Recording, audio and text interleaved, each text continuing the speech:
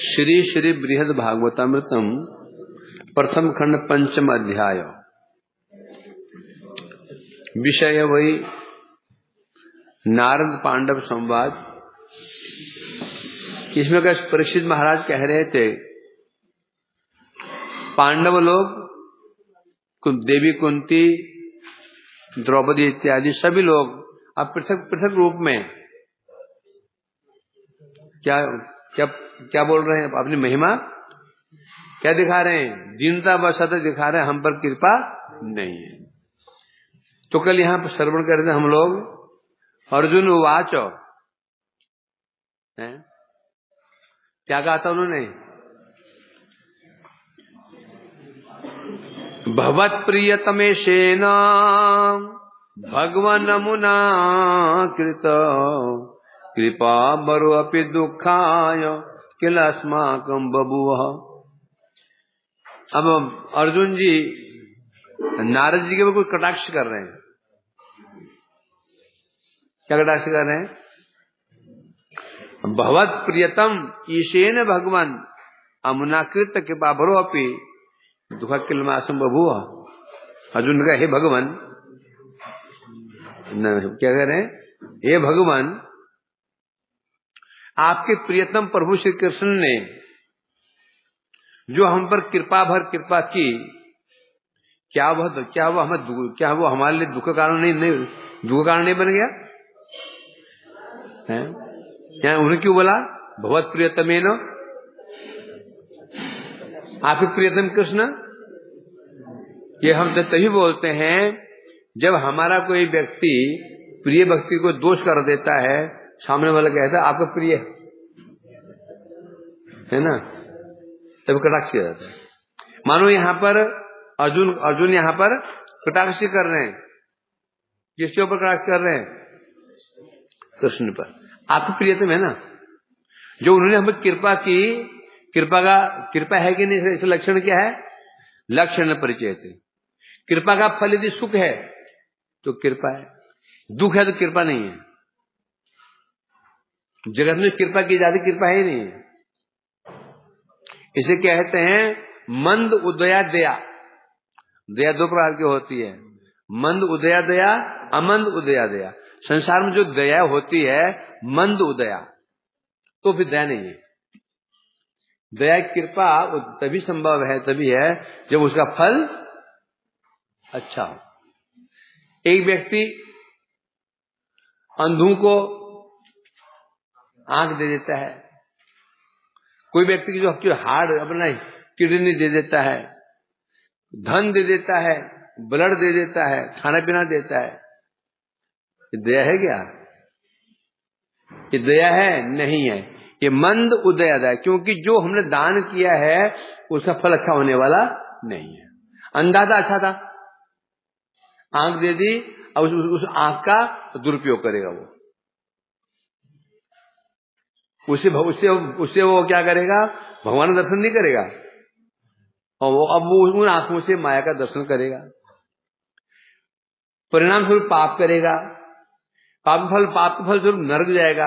अब जो नरक गया, कारण कौन बन गया? हम बन गए। एक अंधे को हमने आंखें दे दी और वो अंधा दुष्ट था, भक्त तो था ही नहीं, वो आंख दे दी, उसने उल्टे पुल्टे काम शुरू कर दिए। अब जो पाप कर्म किए उसने आंख के द्वारा पाप कर्म किए, फल क्या मिला? नरक गया। तो नरक गया, कारण कौन बना? हम बन गए। तो हमने उसको नरक पहुंचा दिया, हमारी दया ने उसको नरक पहुंचा दिया, उसका अमंद कर दिया। मंद मने अच्छा, अमंद मने बुरा। तो हमारी दया ने उस व्यक्ति को बुरा कर दिया। एक व्यक्ति भूखा व्यक्ति था, उसको भोजन करा दिया, भोजन किया, शरीर दम आया, बल आया, बल आने के बाद उसने उसका दुष्कर्म दुरुपयोग कर दिया, पाप कर्म कर दिया। जो पाप कर्म किया उसने, तो कारण क्या बना? हमारी दया। जिसे कहते हैं मंद उदया दया। जगत की जितनी दया है सब मंद उदया दया है, सबका फल मंद ही होता है। तो अमन उदय क्या है? भगवान उनके भक्त जो दया करते हैं वह क्या? अमंद उदया दया। भक्त की भी कृपा करता है तो उसका फल कभी खराब नहीं होता। कृपा किया उसने, कथा सुनाई है, उसकी भजन में सहायता की, उसके प्रभाव से वो कहां पहुंच जाएगा? भगवान के धाम पहुंच जाएगा, भगवान शिव प्राप्त कर लेगा। वगे नहीं हुआ। बोले तो भक्त भी तो दाल चावल बांटते हैं, प्रसाद बांटते हैं, वो क्या?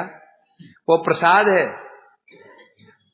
वो जो प्रसाद बांट रहे हैं, प्रसाद पाने से जो पाएगा उसका उसकी सुकृतियां बनेंगी, कल्याण होगा उसका। अब कोई बोले तो फिर क्या जगत में ये जो दया होती है तो बंद कर दे? ऐसा लगा जगत में कोई पुण्य करना ही नहीं चाहिए, किसी की सहायता करनी ही नहीं चाहिए, तो ऐसे कर दे क्या? हैं? कोई तो प्रश्न कर दे तो जगत में सब काम सब छोड़ देंगे, दया करने से छोड़ दे क्या? उत्तर क्या दोगे? नहीं छोड़ सकते हैं, नहीं छोड़ सकते हैं। स्वभाव छोड़ देगा क्या? हैं? बोलते सब भजन करेंगे तो संसार का क्या होगा? सब साधु बन गए, घर त्याग दिया तो संसार क्या चलेगा? मैंने कहा तुम साधु बन जाओ, फिर हम जनसंख्या की गिनती करेंगे 5 साल के बाद में। यदि अंतर हुआ, कम पड़ा तो हम शादी कर लेंगे, हम हेल्प करेंगे जनसंख्या बढ़ाने में। तुम कर तो लो।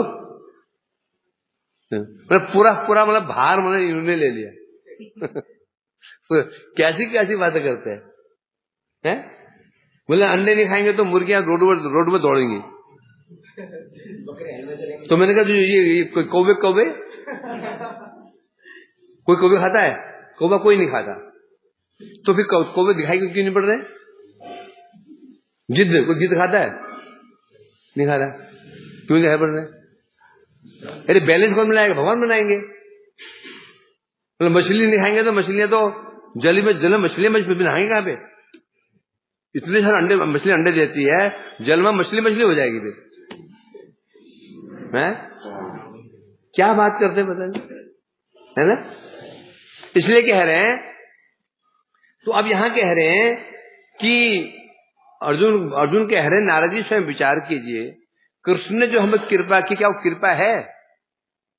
क्योंकि जो उन्होंने कृपा की उससे हमें सुख नहीं मिल रहा है, हमें दुख मिल रहा है, तो इसको हम कृपा कैसे कह सकते हैं? दुखाए किल अस्माकं बभूव।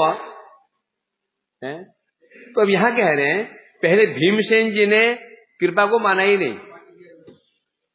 भीमसेन ने स्पष्ट कहा कोई कृपा नहीं हुई, हमें कृपा नहीं की, वो तो भगवान की लीला थी, सारथी बने, लीला थी, केवल भार पृथ्वी का भार हरण करने के लिए, धर्म की रक्षा करने के लिए उन्होंने कृपा को नकार दिया।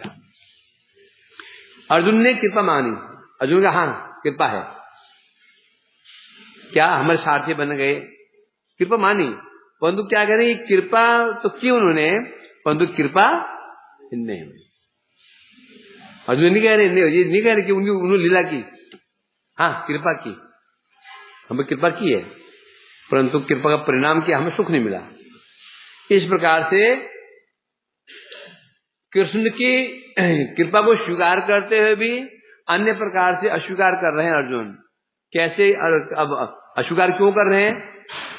उस कृपा को अकृपा क्यों मान रहे हैं? कल श्लोक चल रहा था ये, स्वधर्म एक परेशुष्क ज्ञानवद विकितारणे भीष्मादि विप्रहाराये वर्म मर्म भिदो दृढ़ा ते तस्यामत्कृते स्वस्य श्रीमूर्तो चक्रपाणिना वारे माणेन चयमया सोढ़ा स्वीकृत्य वारस। अब देखो, कृपा मान रहे हैं और नहीं मान रहे। कैसे कृपा? जब भीष्म आदि बड़े बड़े, भीष्म, द्रोण, कर्ण आदि बड़े बड़े महारथी, जिनके पास अस्त्र कैसे थे? दिव्य अस्त्र थे। उन दिव्य अस्त्रों का जब मुझे अस्त्र कैसे थे? वर्म मर्म भिदो, ऐसे अस्त्र थे जो कवच को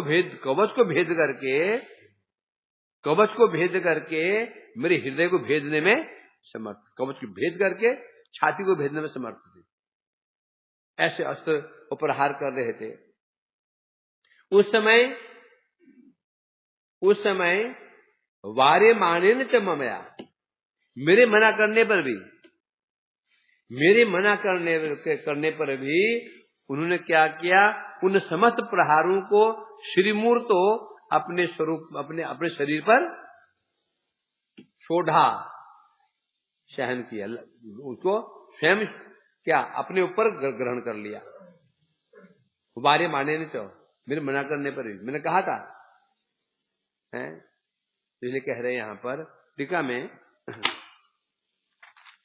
टीका में बताएं कैसे। अब यहां अर्जुन बता रहे हैं कृष्ण की कृपा हमारे दुख का कारण कैसे बन गई, इसे कह रहे हैं 9 श्लोकों में। 9 श्लोकों में सिद्ध करेंगे अर्जुन, कृष्ण जो हमारे हम पर कृपा की, नहीं की नहीं करें। युधिष्ठिर ने कहा कृपा नहीं की, उन्होंने क्या बोला, लीला की। भीम ने भी कहा वो लीला की, उन्होंने हमारे कहा कृपा है, हमारे क्या औकात है, हम कृपा करेंगे।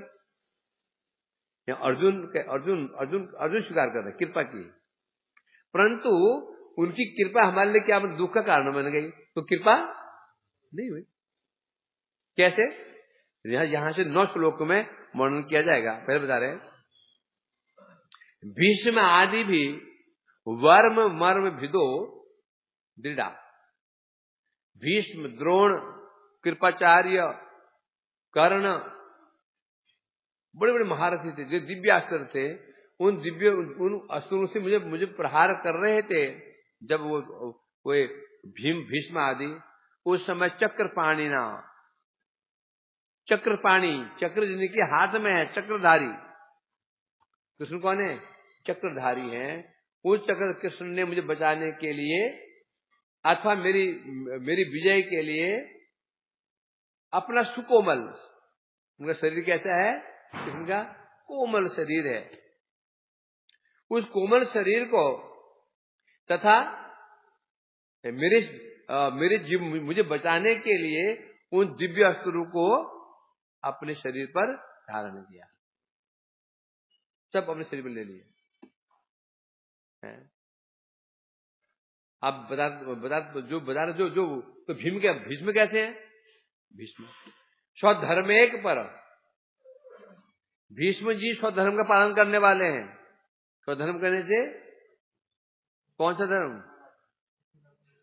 धर्म पालन करने वाले हैं, कोई वर्णाश्रम धर्म का पालन करने में तत्पर हैं भीष्म जी हैं। तथापि बता रहे हैं क्या धर्म पालन करने में नियम है। रणभूमि में पिता गुरुजन को मारना भी क्षत्रिय का धर्म है। पिता पूज्य होता है, पिता की हत्या करना जो कहते हो आतताई कहते हैं उसको, पाप, महापाप होता है। गुरु हत्या, पितृ हत्या, ये पाप हैं।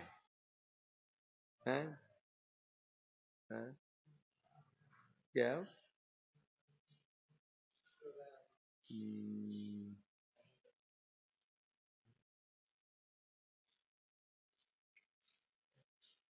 वो क्या, गुरु हत्या, भ्रातृ हत्या है ना, एकादशी विषय में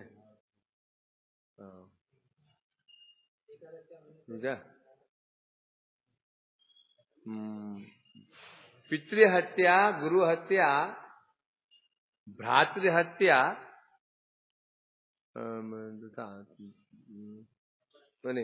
गुरुहा, भ्रातृहा, पितृहा, मातृहा तथा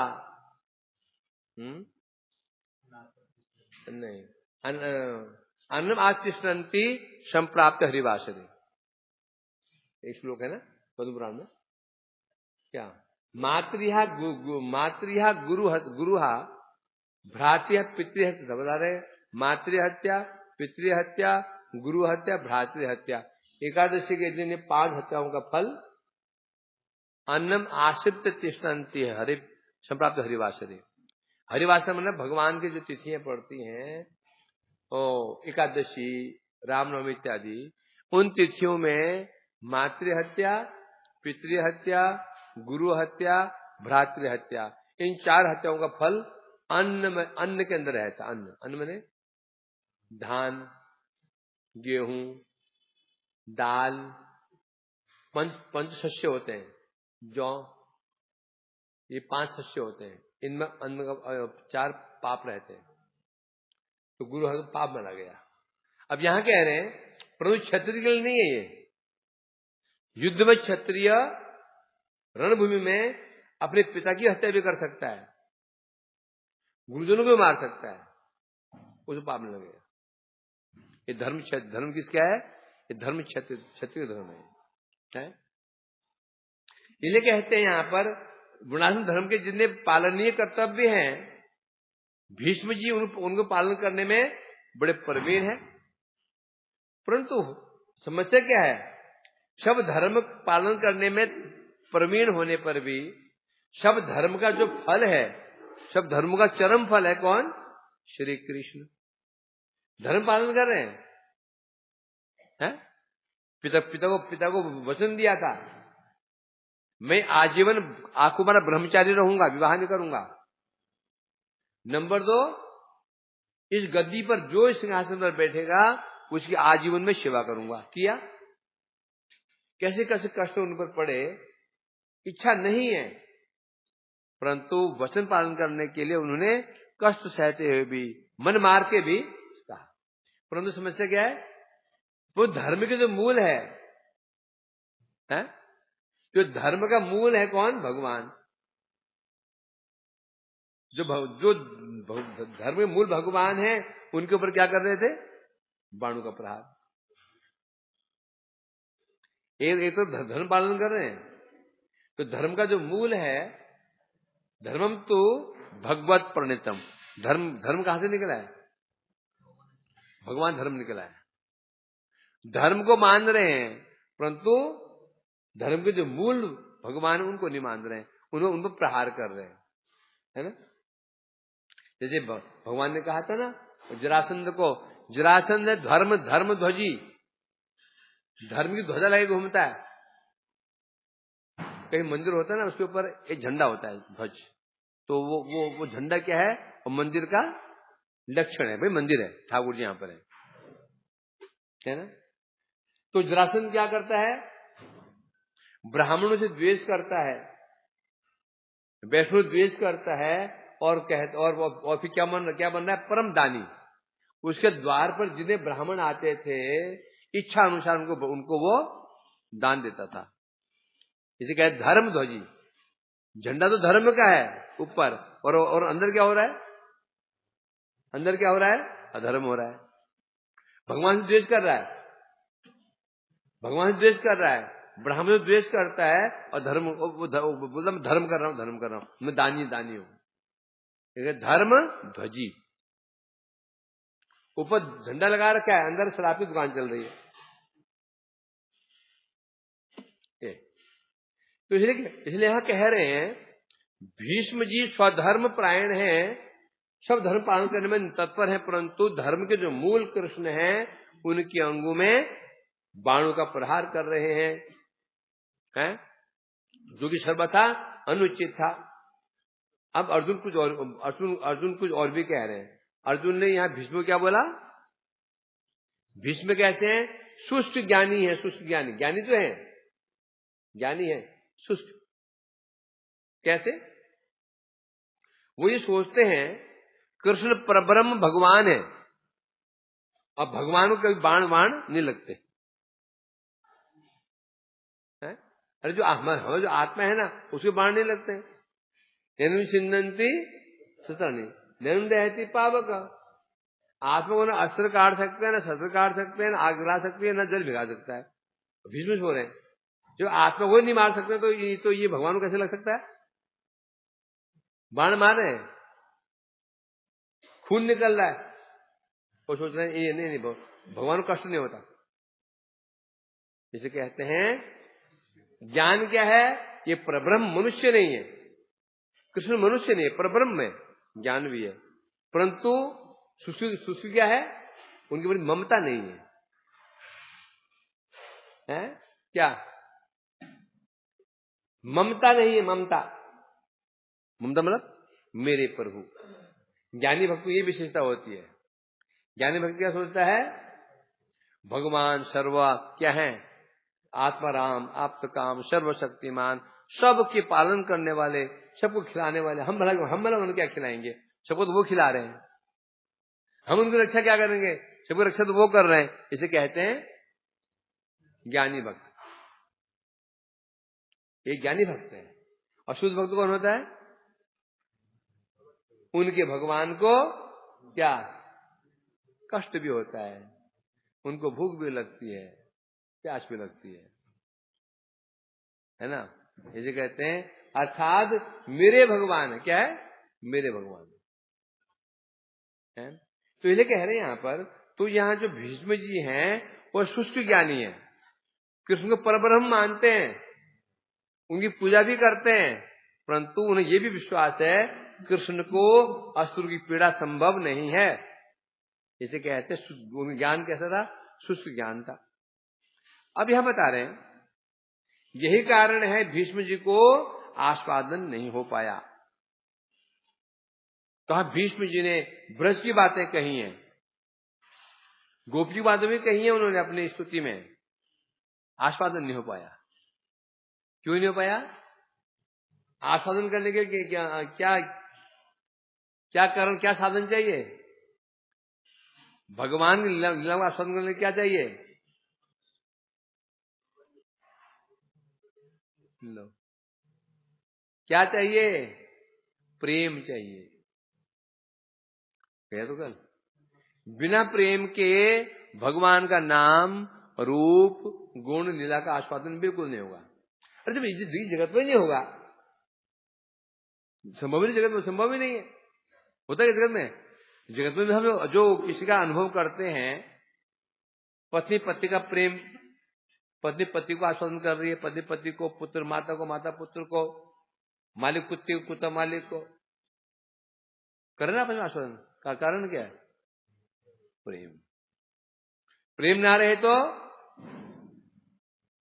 बंदा तो आदमी कैसे लगता है, जहर के समान।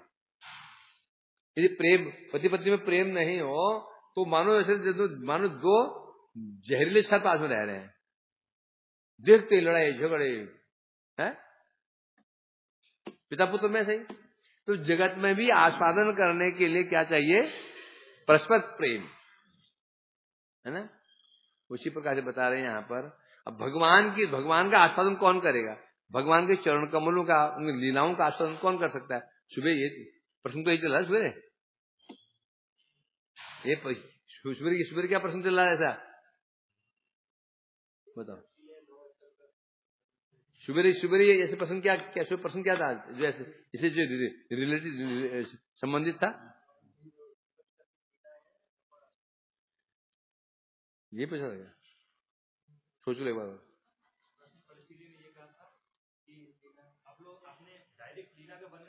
ये आप प्रसिद्ध कह रहे हैं सुखदेव जी, बार बार आप ये आध्यात्मिक आदि बातें क्यों कर रहे हैं। ये शरीर है, ये इंद्रियां हैं, ये देवता है, ये क्यों, क्या मतलब है इसका। आप सीधे सीधे क्या करो, लीलाओं का गान करो। ये ऐसे नहीं, ये शरीर है, ये इंद्रियां हैं, ये सृष्टि है, पर क्या मतलब इसका। तब तो क्वेश्चन लगवा लगाया था, जो कह रहे हैं आप लीलाओं का आस्वादन करने, आस्वादन कौन करेगा, कौन करेगा, जो जिसकी भक्ति सिद्ध हो चुकी हो, जो प्रेम प्राप्त कर चुका हो, वो कर सकता है। वही बात चल रही है, बस वही बात यहां चल रही है कि भीष्म जी ने कृष्ण का दर्शन भी किया, दर्शन किया ना, रूप का दर्शन तो किया, आस्वादन किया, भगवान का जो दिव्य स्वरूप था उनका आस्वादन किया, उन्होंने रूप का आस्वादन किया, नहीं कर पाए,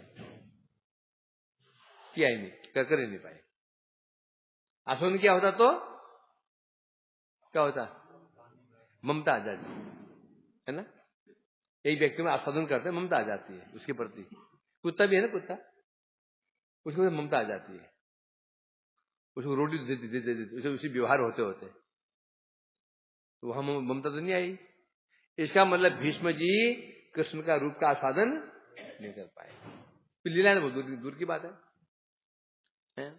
तो इसलिए यहां कह रहे हैं, यहां पर भक्ति के अभाव में कभी भगवान के चरणों कमलों का आस्वाद मकरंद का आस्वादन नहीं किया जा सकता। भगवान की जो लीलाएं हैं उनके चरणों का मकरंद है, आस्वादन नहीं किया जा सकता।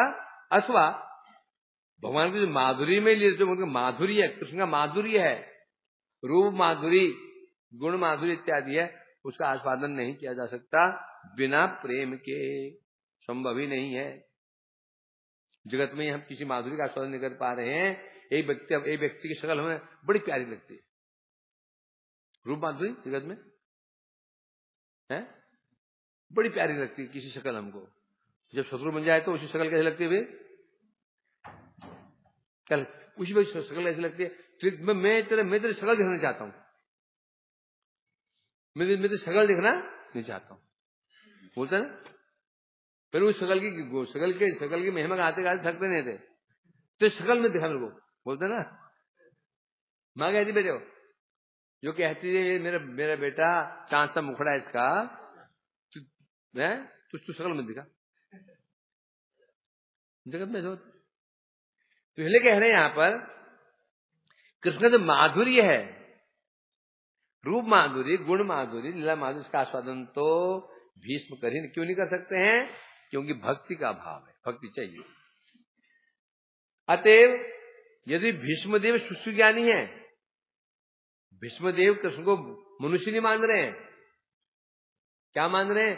परब्रह्म मानते, परब्रह्म मानते उनको, उनका आदर भी करते हैं, परंतु भक्ति प्रायण नहीं थे, भक्ति नहीं थी। भक्ति प्रायण न होने से केवल सुश्री ज्ञान द्वारा उनका आस्वादन संभव नहीं है।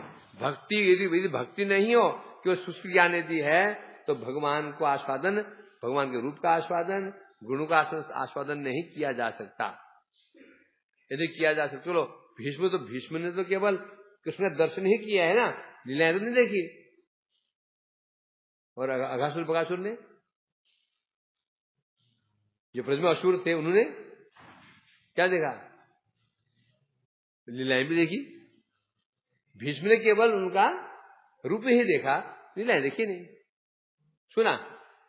और यहां तो ब्रज के असुरों ने तो उनका दर्शन भी किया, लीलाओं का आस्वादन भी किया, सब देखा, आस्वादन नहीं कर पाए। क्यों नहीं कर पाए? भक्ति का अभाव। अतः सिद्ध हो गया कि भक्ति प्रायण न होने से कृष्ण के माधुर्य की उपलब्धि संभव नहीं है।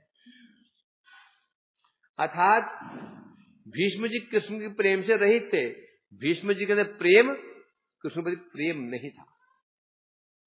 प्रेम का आधार क्या है? क्या आधार है? ममता।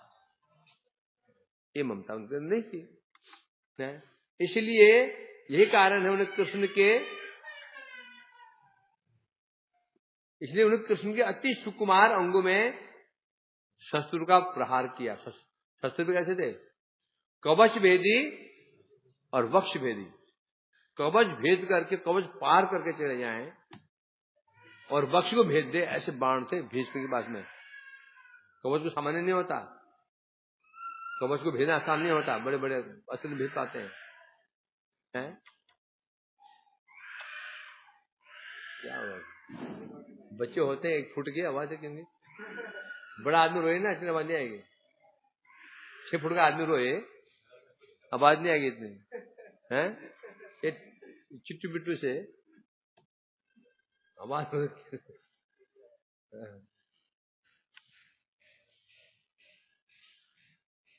अब यहां कह रहे हैं, तो अब प्रश्न उठता है, तो भगवान ने उन अस्त्रों का प्रहार अपने ऊपर क्यों लिया? भगवान ने अस्त्रों को स्वीकार, अस्त्रों का प्रहार जो ग्रहण स्वीकार क्यों किया? अथवा जगत में भक्त वात्सल्य रस को प्रकट करने के लिए। जगत में भक्त वात्सल्य क्या होता है दिखाने के लिए कृष्ण ने अपने अंगों में उन अस्त्रों के प्रहार को स्वीकार कर दिया और पश्चिमी की धारा की छल से रक्त बहा दिया। प्रेम का एक लक्षण क्या है? छाती भाव क्या है? श्वेद,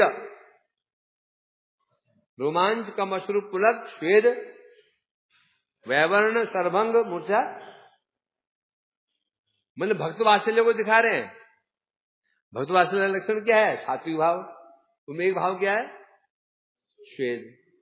मानो कृष्ण क्या कर रहे हैं यहां पर जगत में? भक्त वात्सल्य रस को प्रकाशित कर रहे हैं और उनके अंगों से पसीने की धारा के चलते रक्त धारा प्रवाहित हो रही है। वास्तव में क्या क्या समझना चाहिए?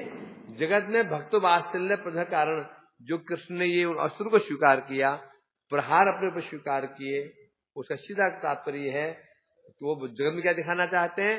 भक्त वात्सल्यता, कि मैं भक्तों से कितना प्रेम करता हूं, भक्त मुझे कितना प्रिय है, इसको दिखाने के लिए कृष्ण ने उन असुर के प्रहार को स्वीकार किया। मानो अर्जुन ने किसी ने कह दिया तो भगवान का वात्सल्य, जो भक्त वात्सल्य कैसा है?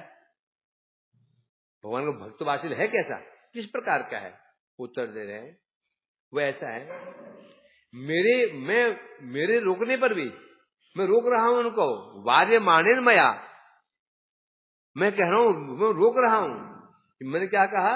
हे भगवान, आपने प्रतिज्ञा किया इस युद्ध में आप अस्त्र धारण नहीं करेंगे, और ऐसी प्रतिज्ञा करके भी भीष्म आदि का विनाश करने के लिए आगे क्यों बढ़ रहे हैं आप पीछे हट जाइए। क्योंकि युद्ध में एक विशेषता होती है, कभी भी सारथी पर प्रहार नहीं किया जाएगा। प्रहार नहीं कर, सारथी प्रहार नहीं करते हैं। वहां प्रहार किस पे किया जाता है? योद्धा पे किया जाता है। रथी युद्ध करते हैं, जो हाथ में मार दिया, ऐसा नहीं। धर्म युद्ध यही होता है। धर्म युद्ध होता है रथी से युद्ध करेगा, पदातिक से युद्ध करेगा, गजारोही से युद्ध करेगा, जो जहां लड़ाई भिड़ गए उधर।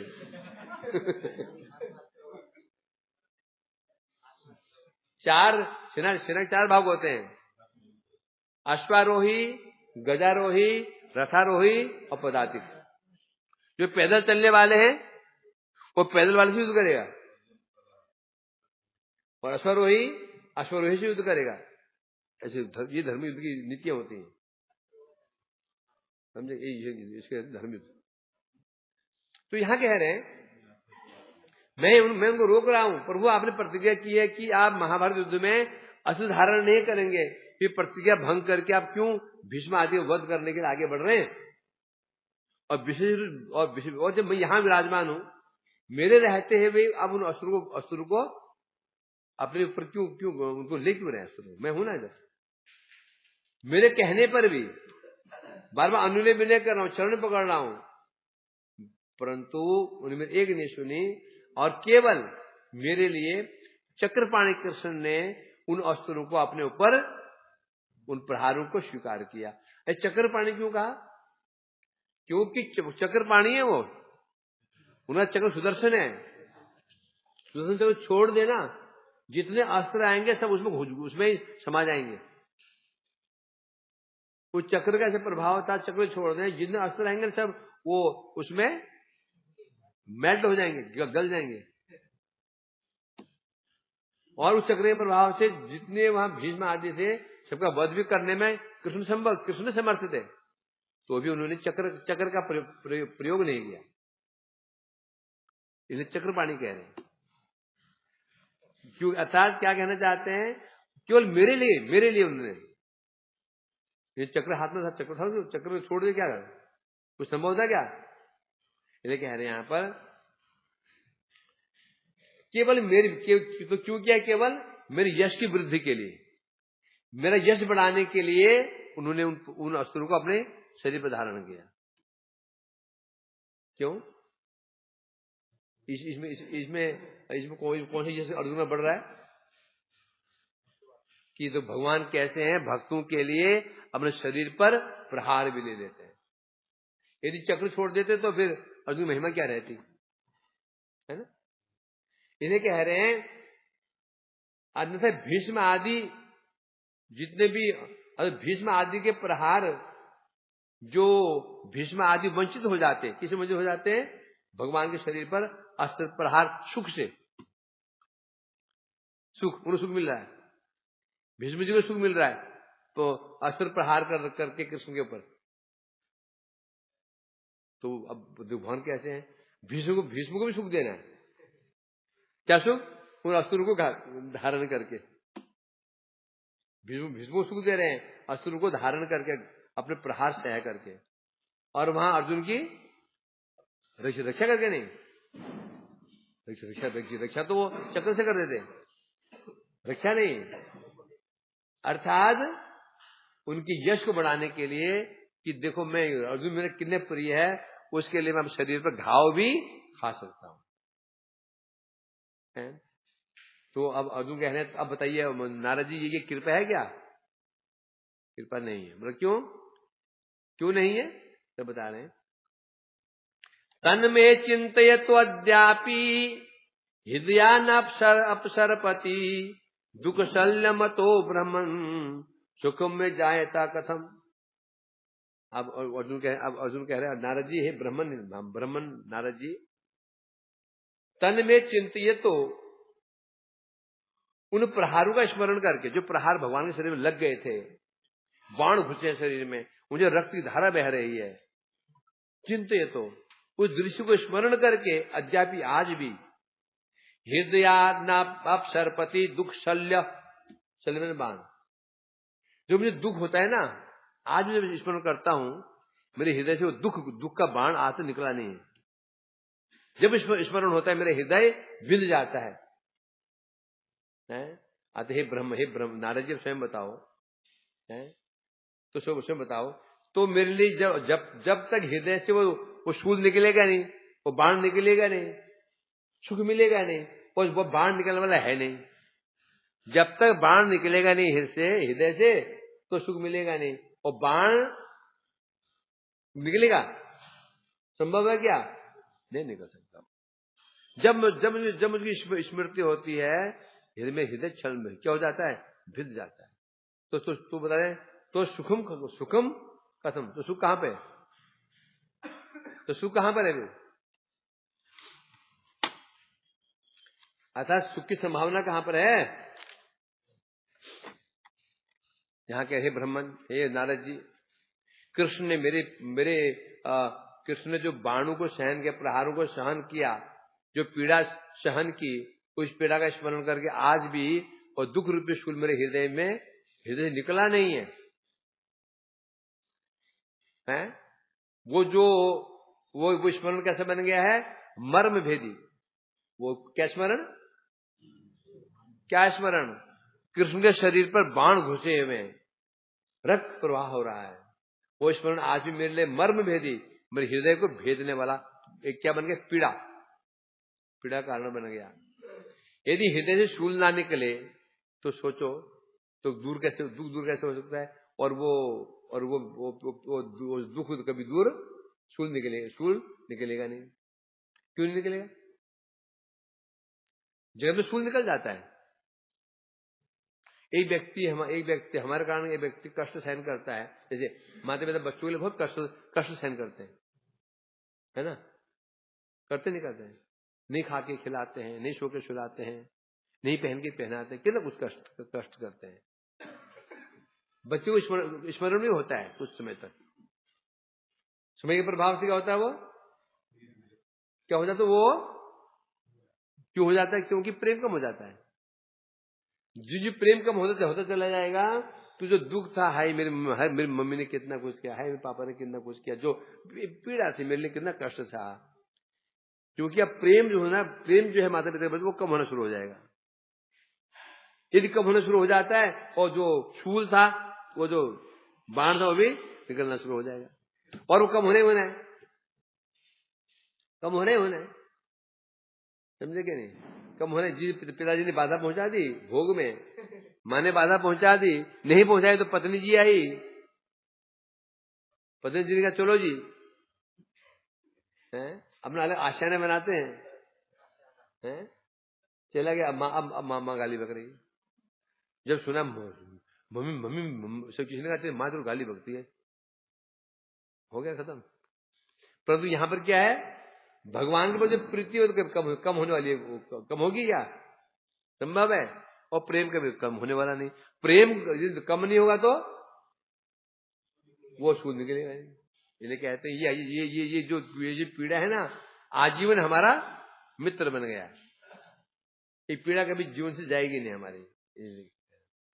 अतः कर्मणा येन दुखम स्यात् निज प्रियजनस्य ही न तस्याचरणं प्रीते कारुण्य सापि लक्षणम।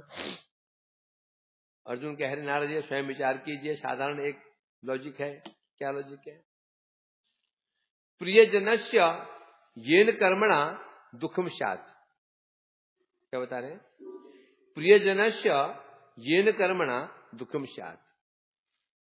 हमारा कोई प्रिय व्यक्ति है, उसने कुछ ऐसा काम कर दिया जिसे हमें दुख प्राप्त होता हो। प्रिय व्यक्ति को ऐसा कार्य कर दे जो हमें बहुत प्रिय था। यदि कोई हमारा कोई ऐसा कार्य कर दे जो अप्रिय कार्य कर देता है तो क्या है? न तुझे आसन प्रत्येक कारणों से विलक्षणम है। तो यदि जैसे अर्थात ऐसा कार्य कर देता है जो जिसे में दुख प्राप्त होता है, तो क्या बता रहे हैं यहां पर? तो उनको करना भी कृपा का लक्षण बिल्कुल नहीं है। जगत में ऐसा ही है। जगत में ऐसा नहीं है, जगत में हो सकता है ना। बच्चे पढ़ना नहीं चाहते थे, हैं? पिता पढ़ाना चाहता था, माँ ने पिता को डांट दिया। बच्चों को हाथ लगाया तो जहर खा लूंगी, हो गया।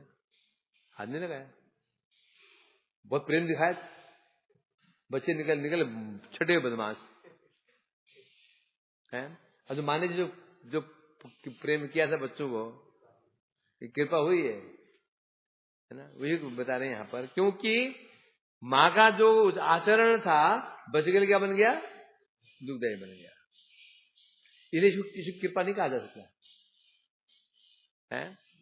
तो इसलिए कह रहे हैं यहां पर, तो सीधी बात है, जिन प्रिय व्यक्ति के जिस कार्य से दुख प्राप्त होता हो उस कार्य को करना भी कभी कृपा का लक्षण नहीं। संभव है उसको करना न करना बराबर है। यहां कह रहे हैं मानो किसने प्रश्न कर दिया, कृष्ण का वैसा आचरण क्या शक्य भाव प्रकट करना नहीं है? अब मानो नारद जी ने कह दिया, कृष्ण ने आपके ऊपर किए प्रहार को धारण अपने ऊपर ले लिया, ये तो शक्य भाव आपके प्रति क्या है? शक्य भाव है। आपको कृष्ण इतना अपने सखा मानते हैं, वो प्रहार को अपने ऊपर ले लिया तो बहुत अच्छी बात है। यहां तो महिमा बढ़ गई, कृष्ण की महिमा बढ़ गई। आपके प्रति प्रेम है, उनका शक्य भाव है, तो बाण अपने ऊपर ले लिए है। तो इसमें समस्या क्या हो रही है? इसके उत्तर में कह रहे हैं, ले तो लिया, परंतु अब इसका प्रभाव मुझ पर क्या पड़ा? आप प्रश्न उठता है, मुझ पर क्या प्रभाव पड़ा इसका? क्योंकि जो कार्य करने प्रिय व्यक्ति को दुख होता हो, यदि मुझे कृष्ण प्रिय मानते हैं, मुझे प्रिय मानते थे, तो उन्होंने बाणों का प्रहार अपने पर लिया। इसके कारण क्या बना? मुझे कष्ट हुआ। जब मुझे कष्ट हुआ तो इसे तो कैसे मान लूं कि कृष्ण ने कृपा की? अर्थात एक कृपा का लक्षण नहीं है। प्रीति तो बहुत दूर की बात है, प्रीति तो बहुत दूर की बात है। क्या हुआ? कौन? ठीक है, तो नींद अच्छी बात है, नींद आ रही है, वही चाहिए, बैठे सोने के अलावा। वो सो रहा क्या जगह हुआ है? तो यहां से कह रहे हैं यहां पर, भीष्म द्रोण आदि हनना निवृत्तम मां प्रवर्तयन महाज्ञानी वर कृष्णो यदि किंचित उपदिष्टवान। और नारद जी जब रणभूमि में हम पहुंचे थे रथ लेकर के, मैंने कहा था, हे कृष्ण मेरे रथ को सैन्य मध्य स्थापय, दोनों सेना बीच में रथ को लेकर, मैंने कहा ले जाने को लेकर गए। जब मैंने देखा, शत्रु पक्ष को देखा, तो वहां कौन कौन थे? गुरु, शाला, पुत्रा, मातुल, मातुलान, ससुरान, ससुरों को देखा, मामाओं को देखा, पिताओं को देखा, गुरुओं को देखा, तो मेरे हाथ कांपने लगे थे, मेरे हाथ कांपने लगे थे। गांडी संस्थे हटा तब चे पर दिए थे। मैंने कहा था प्रभु मेरे हाथ में जलन हो रही है और गांडी निकल रहा, गांडी मेरा हाथ गिर रहा है, मैं संभाल नहीं पा रहा हूं।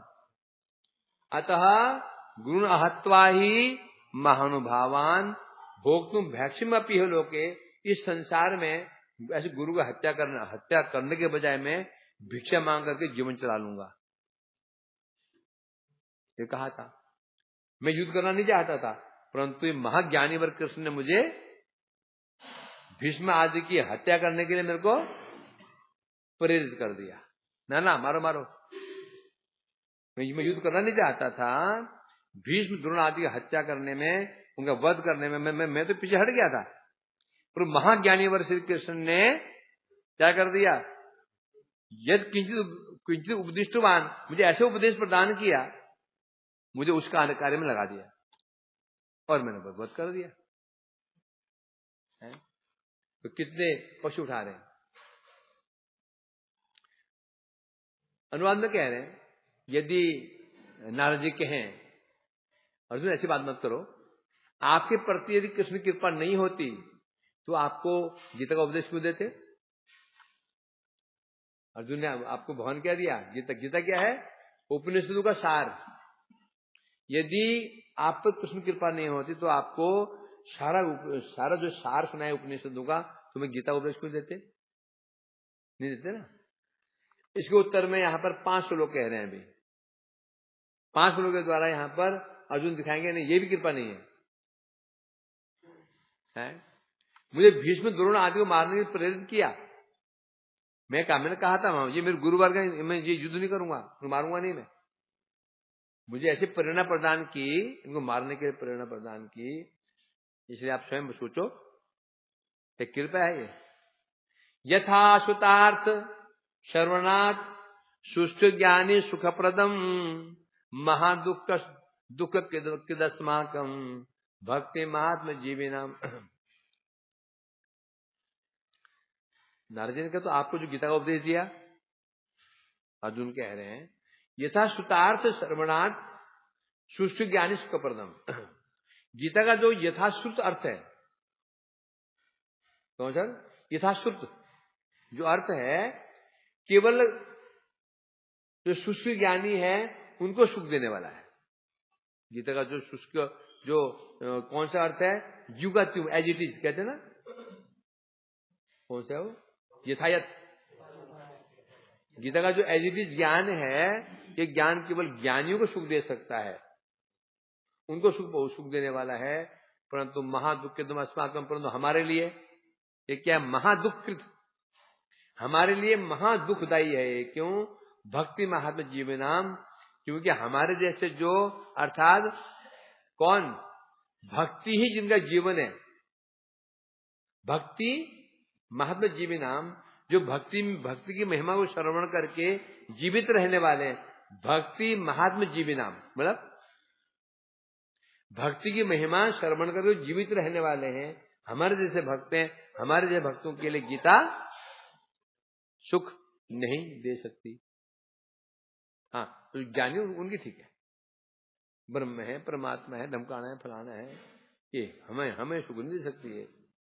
ये बता रहे हैं गीता का जो ज्यू का क्यों अर्थ है, अर्थात शाश्वत वृत्ति द्वारा प्रतिपादित अर्थ के श्रवण करके, गीता का जो अर्थ है ना, गीता तो एक ही है, चाहे वो हमारी गीता हो या गीता प्लस गीता हो। अंतर कहां पर है, अंतर अर्थ में है, अंतर है अनुवाद में। यदि गीता का केवल अनुवाद लेंगे तो फिर मायावाद ही सिद्ध होने वाला है। तो क्या करना पड़ेगा, ऐसा शुद्ध अर्थ नहीं करना पड़ेगा, उसका भाव दिखना पड़ेगा। तो भाव देखें तो पता चलेगा गीता जो है भक्ति प्रतिपादक है। नहीं तो बाह्य रूप में गीता को पढ़ेंगे तो स्पष्ट लगेगा गीता कर्म का प्रतिपादक है, कर्म करने का उपदेश दे रही है। इसलिए गीता के ऊपर कितनी टीकाएं, 500 से ऊपर टीकाएं लिखी जा चुकी हैं, और हर टीकाकार ने अलग अर्थ किया है। वो लोग अर्थ क्या करते हैं, गीता क्या उपदेश देती है, कर्म करो कर्म करो कर्म करो। गांधी जी हैं, और वो अरे बड़े पंडित ना, वो तिलक जी, इन्होंने समझ लिखी है, और सबने क्या अर्थ निकाला।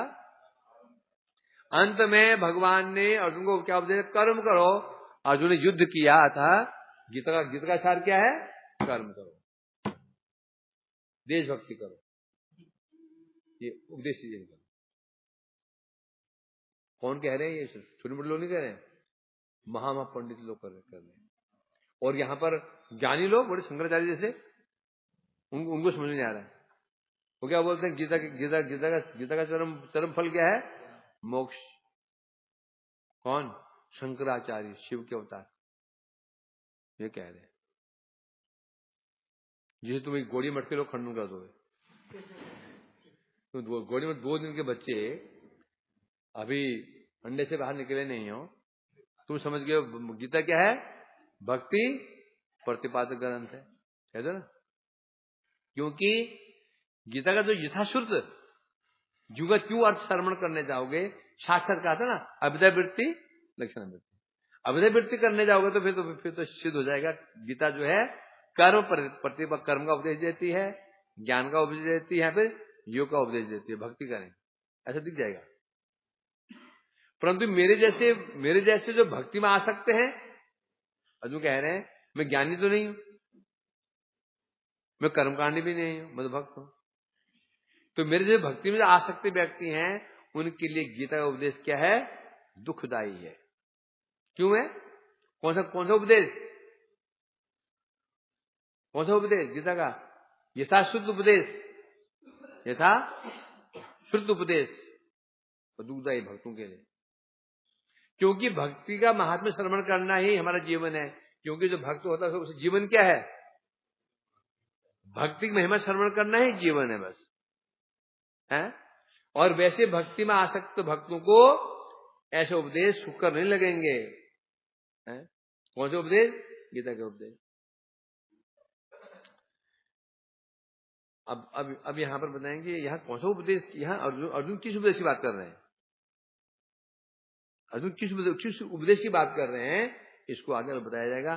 तात्पर्य से विचारे न कितना पिनत सुखम किंचित करोति उत अमुष्य वंचनाम किम वो किल बोधनाथ।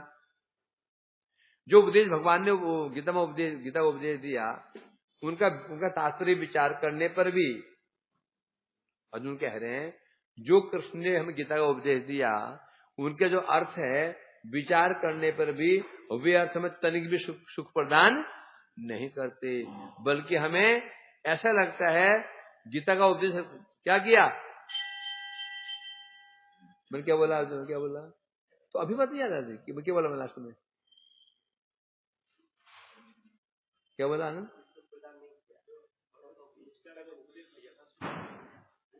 लास्ट में क्या बोला,